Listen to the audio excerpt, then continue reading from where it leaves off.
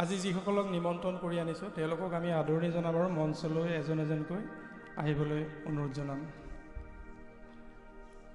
আজিৰ অনুষ্ঠানত আমি 8 গৰাকী কবিক নিমন্ত্ৰণ কৰিছোঁ কবিতা পাঠ কৰিবৰ কাৰণে। তেওঁলোকে কবিতা পাঠ কৰিব আৰু এটা বক্তৃতা থাকিব আৰু এখন পাৰিপাৰ্শ্বিক কবিতা সংকলন আজি উন্মোচিত হ'ব। এই তিনিটাই মূল কাৰ্যসূচী আজিৰ অনুষ্ঠানৰ। মই অতিথিসকলক এজন এজনকৈ মঞ্চলৈ মাতিম আৰু লগতে সম্বৰ্ধনাও জনাম। প্ৰথমেই মই আজিৰ পাৰিপাৰ্শ্বিক কবিতা পাঠ আৰু বক্তৃতা অনুষ্ঠানৰ কবিসকলক মঞ্চলৈ মাতিব বিচাৰিছোঁ। প্ৰথমেই মই নিমন্ত্ৰণ জনাইছোঁ ডক্টৰ গোপাল চন্দ্ৰ হাজৰিকা ছাৰক। তেখেত এগৰাকী কবি, লেখক আৰু ডিব্ৰুগড় বিশ্ববিদ্যালয়ৰ গণিত বিভাগৰ প্ৰাক্তন অধ্যাপক।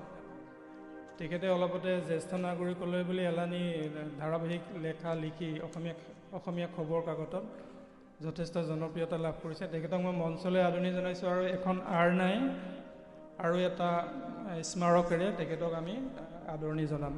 আদৰণি জনাব লিজা সোণোৱাল, জয়শ্ৰী হাজৰিকা, চয়নিকা গগৈ আৰু মেঘনা ৰজেল।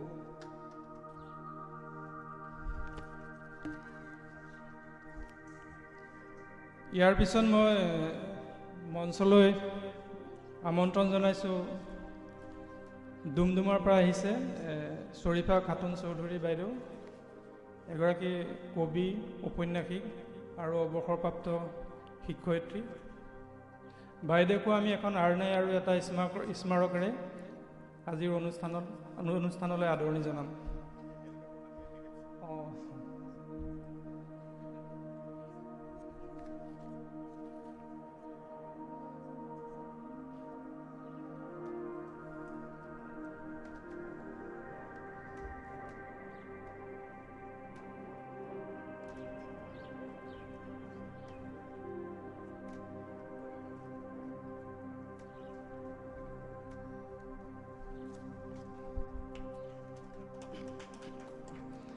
ইয়াৰ পিছত মই মঞ্চলৈ নিমন্ত্ৰণ জনাম ডাক্তৰ দেবেন চাপকোটা। তেখেত নেপালী ভাষাৰ এগৰাকী বিশিষ্ট কবি আৰু লেখক। তেখেত অসম ভেটেৰিনেৰী কলেজৰ তেখেত অধ্যাপকো। তেখেতৰ এইবাৰ কবিতা সংকলন নেপালী ভাষাৰ সাহিত্য একাডেমী বঁটাৰ কাৰণে শ্বৰ্ট লিষ্টেড হৈছে। তেখেতে গুৱাহাটীৰ পৰা আহিছে। তেখেতকো এখন আৰনাই আৰু এটা স্মাৰকেৰে আদৰণি জনাইছোঁ।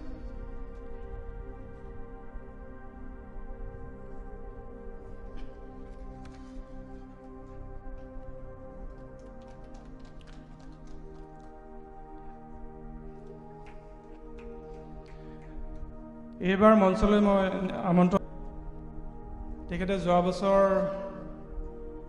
সাহিত্যিক পেঞ্চন লাভ কৰিছে। তেখেতৰ 2খন কবিতা সংকলন আছে। তেখেতকো এখন আৰনাই আৰু এটা স্মাৰকেৰে আদৰণি জনাইছে।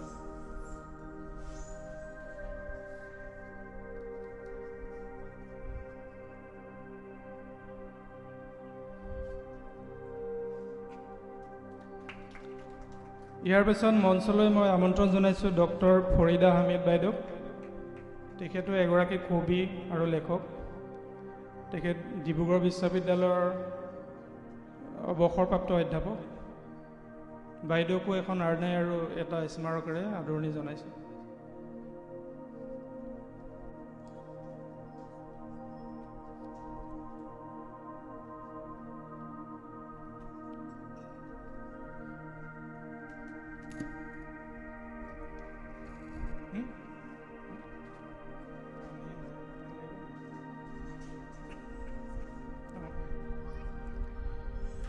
এইবাৰ মই মঞ্চলৈ আমন্ত্ৰণ জনাইছোঁ এগৰাকী বিশিষ্ট কবি বীৰেণ গগৈ। তেখেত ডিব্ৰুগড়ৰে। তেখেতকো এখন আৰনাই আৰু এটা স্মাৰকেৰে আদৰণি জনাইছোঁ।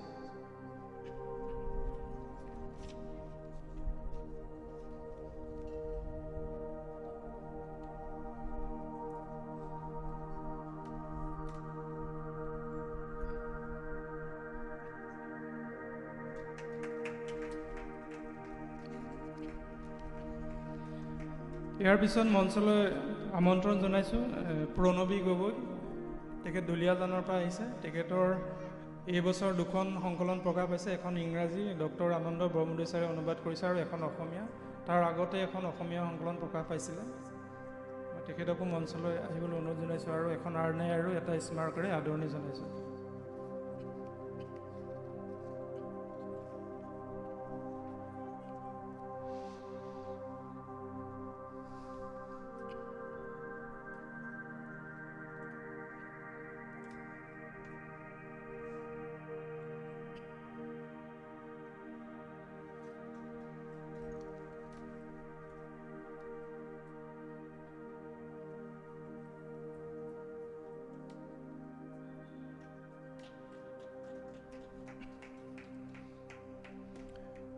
এইবাৰ মই মঞ্চলৈ আমন্ত্ৰণ জনাইছোঁ অনিৰ্বাণ দত্ত, তেখেত লখিমপুৰৰ পৰা আহিছে। তেখেতৰ আজি এখন সংকলন উন্মোচিত হ'ব, পাৰিপাৰ্শ্বিক কবিতাৰ সংকলন। তেখেত এগৰাকী কবি আৰু বিভিন্ন কাকতত তেওঁ সমাজ ৰাজনৈতিক বিষয়ক বিভিন্ন ধৰণৰ প্ৰবন্ধ পাতি লিখি থাকে। তেখেতকো এখন আৰ্নে আৰু এটা স্মাৰকেৰে আদৰণি জনাইছোঁ।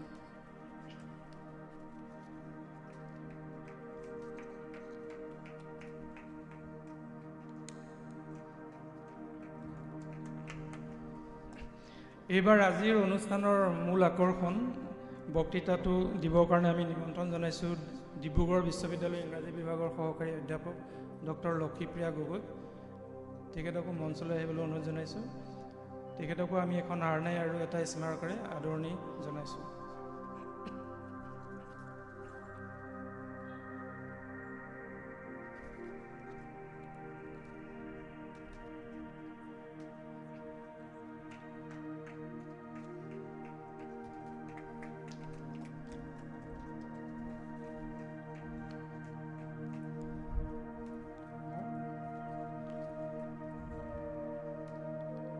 আজি যিখন গ্ৰন্থ উন্মোচন হ'ব, সেই গ্ৰন্থখন উন্মোচন কৰিব কবি অনুবাদক ডক্টৰ কল্যাণ ভূঞাই। তেখেতকো মই মঞ্চলৈ আহিবলৈ অনুৰোধ জনাইছোঁ।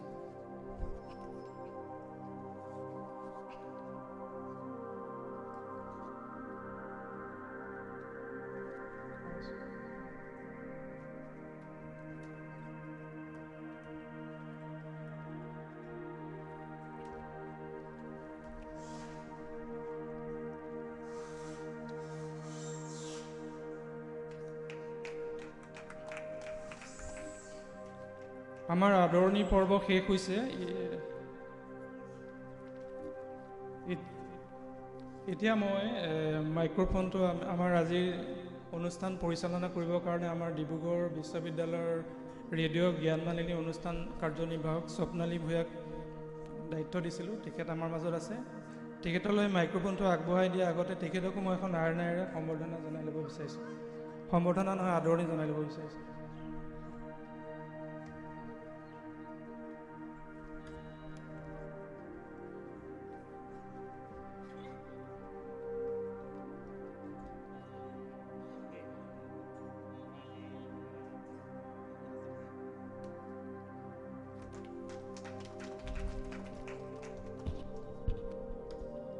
আমাক উদ্যোক্তাসকলে 2 ঘণ্টা সময় দিছে, 4 বজালৈকে। মই আশা কৰিম স্বপ্নালী ভূঞাই এই সময়খিনি সুন্দৰকৈ আমাৰ অনুষ্ঠানটো পৰিচালনা কৰি এটা সুন্দৰ অনুষ্ঠান আমাক উপভোগ কৰিবলৈ সুযোগ দিব।